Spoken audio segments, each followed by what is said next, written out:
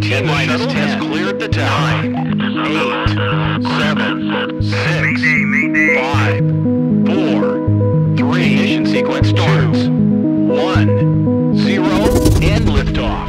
We have a liftoff. Julien Potier.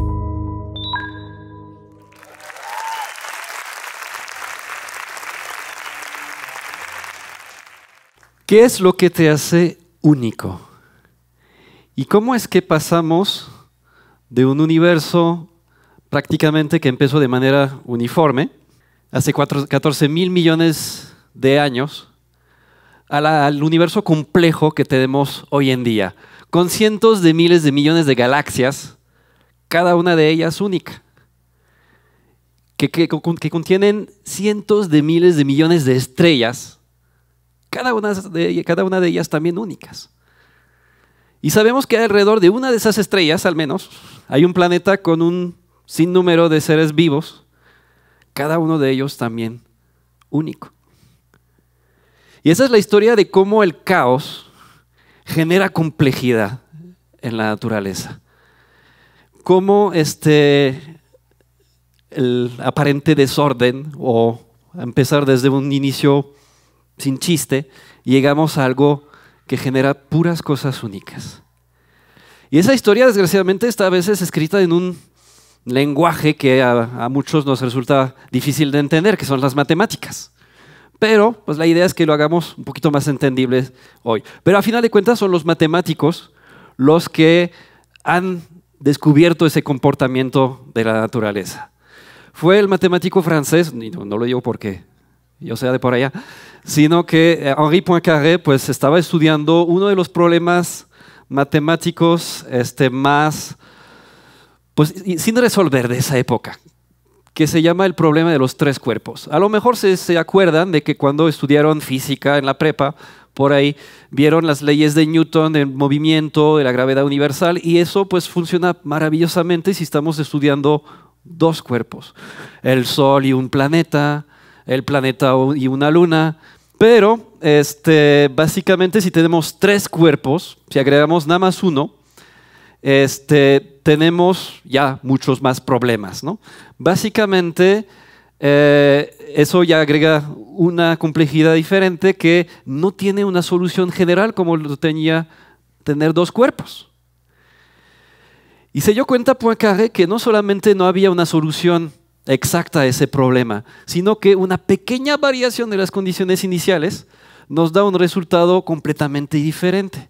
Miren, inicialmente empezaron todos los puntos juntos, son 5 simulaciones empalmadas ahí, todas empezaron prácticamente igual, pero después ya se van separando y tenemos comportamientos que difieren completamente por una pequeñísima variación de la posición inicial del punto rojo. Es lo único que moví entre cada simulación. Y después de un rato tenemos un comportamiento muy difícil de anticipar, de predecir, de describir incluso. Y a eso lo llamó Poincaré caos, a esa sensibilidad a las condiciones iniciales, a esa incapacidad de poder predecir el resultado, cosa que a los científicos y a los ingenieros nos aterroriza, porque pues, lo que queremos es poder saber qué va a pasar con anticipación. Y pues tenía un montón de triunfos esas teorías, esa ciencia, esa revolución científica del siglo XVIII, hasta llegar a ese punto donde ahí no funciona. Hay uno de los que se conocían en esa época, es lo que traje aquí, para que lo pudieran ver, que se llama un péndulo doble, aunque en este momento es un péndulo sencillo porque los amarré. Pero es lo más regular que hay, básicamente le das un impulso y va siguiendo su ritmo, de manera totalmente predecible, anticipable y tan regular que a final de cuentas usamos ese tipo de cosas para medir el tiempo, a final de cuentas. Pero, si le quito aquí la liga, ya tengo un péndulo doble, ya las dos partes están moviéndose de manera independiente. Y pues voy a tratar de lanzarlo de manera igual, lo más parecido posible en 2 ocasiones. Y obtenemos ese tipo de comportamiento. Ahí lo chistoso es tratar de contar cuántas vueltas da el péndulo amarillo hacia la izquierda o hacia la derecha y a ver si la atinan. Podemos intentar, ¿no? La verdad es que es bastante difícil de saber qué va a hacer cada vez. Bueno, lo voy a parar aquí Y si más o menos vieron qué pasó aquí, vamos a tratar de hacer exactamente lo mismo. Y ya tiene un comportamiento diferente, ¿no? Ya no está dando las mismas vueltas que hace ratito. Entonces, ¿por qué? Porque seguramente no lo deje exactamente en la misma posición inicial que hace ratito. Y una pequeña variación de esas condiciones iniciales ya nos da un resultado completamente diferente. Eso es una propiedad muy común en sistemas que llamamos no lineales, ¿no? Básicamente, cuando hay dos fuerzas que se oponen, que trabajan en contra, y pues de repente gana una, de repente gana la otra, y es muy difícil saber quién va a ganar. En ese caso, el péndulo amarillo pues está afectando el movimiento del péndulo naranja y viceversa. Hay retroalimentación de la posición de cada uno de ellos, ¿no? Eso es lo que hace que ese tipo de comportamiento se pueda dar, aunque al final pues va a quedar estático en la misma posición. El resultado final pues sí lo puedo anticipar. ¿Cómo va a llegar ahí? Ese es otro boleto. Y por ahí de los años 60, un meteorólogo llamado Edward Lorenz estaba empezando a usar las primeras computadoras que había en esa época para tratar de modelizar la atmósfera de manera matemática, ¿no? Con modelos matemáticos sencillos, muy sencillos, pero pues lo metió ahí en esas computadoras y empezaba a obtener resultados a partir de ese modelo, ¿no? Y bueno, eran de esas computadoras que ocupaban una sala completa y había una impresora que pues escribía todos los datos que iban saliendo de esos cálculos, ¿no? Y en algún momento Lorenz dijo, ok, voy a anotar aquí esos resultados y voy a reiniciar la próxima vez desde este punto para no volver a iniciar desde el principio. Ahora había un pequeño detalle aquí, que cuando se imprimía los datos salían nada más con 3 dígitos, cuando en realidad la computadora estaba calculando con 6 dígitos. Pero Lorenz dijo, no, bueno, pues es una cosa pequeña, realmente no debería afectar el resultado. Se llevó la sorpresa de su vida cuando, pues al momento de reintroducir esos números que había guardado, después de un rato obtuvo resultados completamente diferentes a la primera simulación. Esa pequeña variación, ese redondeo, realmente es un redondeo, le dio resultados completamente diferentes, ¿no? Básicamente. Y así funciona muchas veces la naturaleza. Tenemos de repente bifurcaciones, donde pues ahora sí que la báscula puede caer del lado izquierdo o caer del lado derecho. O cuando hacen girar la moneda, va a caer sol o águila, ¿no? A final de cuentas. Y son bifurcaciones. Y muchas veces no tenemos la manera de saber qué camino se va a seguir, ¿no? Lo padre de eso es que, bueno, ahí podemos ver la gráfica que obtuvo Lorenz. Está bastante interesante. Ahí está todavía la simulación inicial y en algún momento se separan los puntos y al principio van todavía bastante juntos, ¿no? En algún momento pues se van separando completamente y entonces uno está de un lado y el otro está del otro lado. Y a destiempo completamente. Lo bonito es que nos dibuja pues una figura bastante interesante, que parecieran como alas de mariposa. Eso le inspiró a Lorenz una frase que se quedó en las memorias cuando presentó su trabajo, que dijo que el batir de alas de una mariposa en Brasil puede provocar un tornado en Texas. Y no es que vayan a ir a matar todas las mariposas del mundo, o sea, no. Es una metáfora, pero pues nos ha dado una expresión que todos conocemos en la actualidad, que es el efecto mariposa. Esa idea de que un pequeñísimo cambio nos da resultados completamente diferentes, impredecibles la mayor parte del tiempo. Y realmente es muy difícil saber, pues justamente si imaginamos otra vez la báscula, cuántos granitos de arena le tengo que echar para que empiece a cambiar de lado, ¿no? Y en qué momento, en qué granito de arena me voy a quedar para generar esa bifurcación, ¿no? Y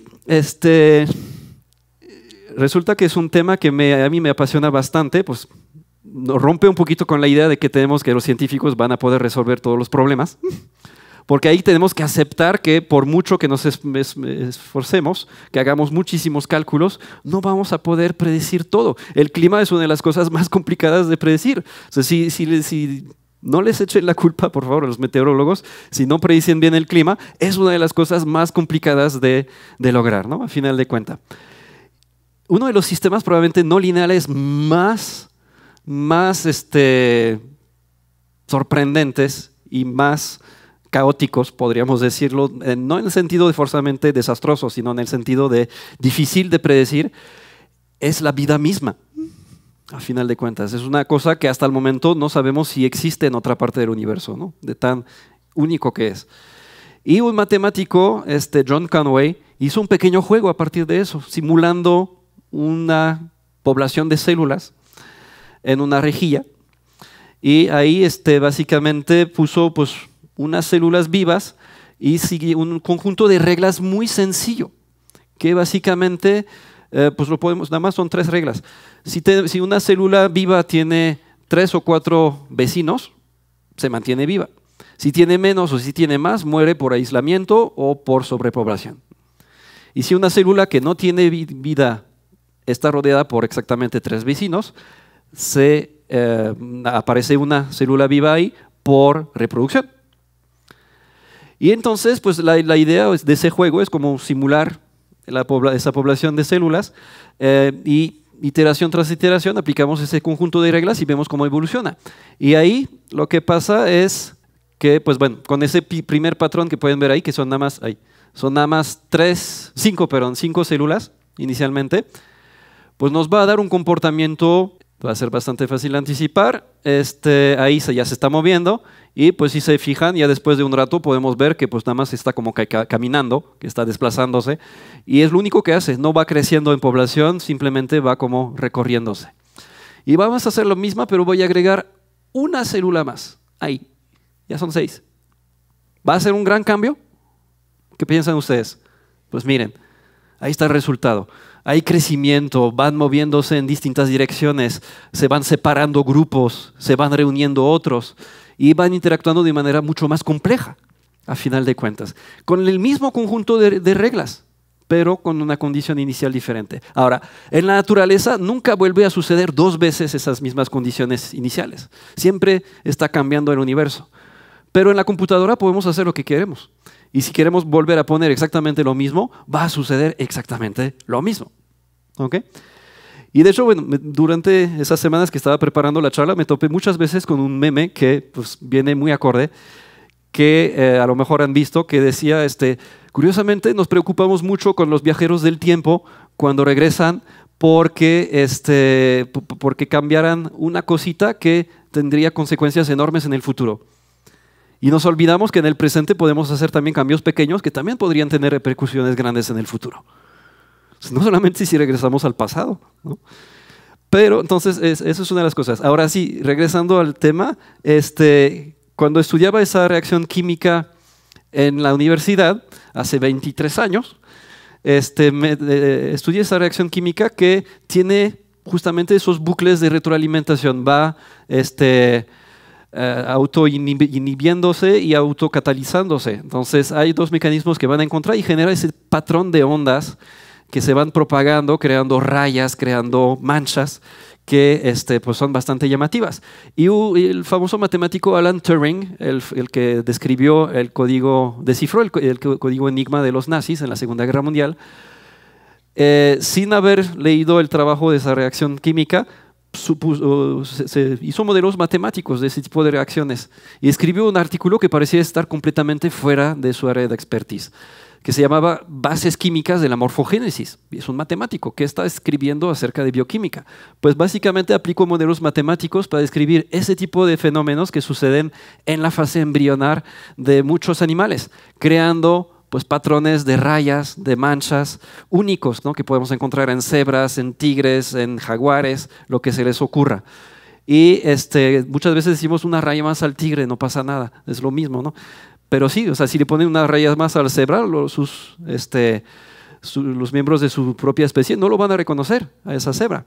¿Okay? Incluso nosotros tenemos patrones únicos en la piel. No son tan visibles, pero en la yema de nuestros dedos tenemos todos un patrón único. Tan único que hoy en día se ha vuelto una de las maneras más eficientes de identificarnos. Ya el banco tiene nuestras huellas, el SAT tiene nuestras huellas. Eso es lo más preocupante. Pero eso es lo que nos hace único. Incluso si tienes un hermano gemelo que tiene exactamente tu mismo código genético, tiene huellas dactilares diferentes, porque eso se genera de manera, pues no aleatoria, pero de manera única al momento que se forma el embrión. ¿Ok? Entonces, eso es lo que nos hace único. Incluso, pues, por mucho que pudiera parecer a lo mejor de repente, como es determinista ese caos, obedece a reglas específicas y podríamos, si se reproducen exactamente las mismas condiciones, obtener el mismo resultado. En las decisiones que tomamos también, de repente tomamos esas bifurcaciones. Y nada más les quiero platicar, pues una de las cosas que a mí me sucedió también curiosamente, hace unos 23 años, más o menos en la misma época que estaba estudiando esta reacción, y donde unas decisiones pues cambiaron radicalmente el rumbo de mi vida, ¿no? Básicamente, hace unos 23 años empezaba eso del internet. Y pues ahí por aburrimiento, alguna noche me quedé a chatear porque me dijeron, está chido, métete. Bueno, me metí sin esperar mucho y por ahí me topé a un par de mexicanos que andaban hablando español en una sala francófona. Dije, ok, bueno, pues igual le encontré una utilidad a eso porque pues voy a poder practicar mi español. Básicamente con esa persona, bueno, al final intercambiamos correos y empezamos a platicar cada semana.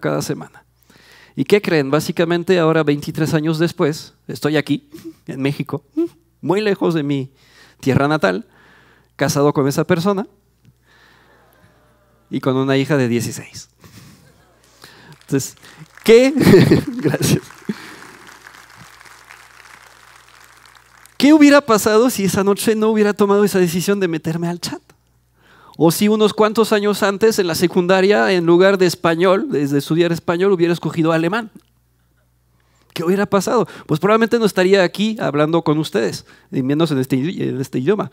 Entonces, realmente las decisiones que también tomamos todos los días pueden parecer de repente caóticas o no les ponemos mucha importancia, parecen ser cosas pequeñas, pero en realidad pueden generar enormes cambios. Todo eso es lo que nos hace únicos. Muchas gracias.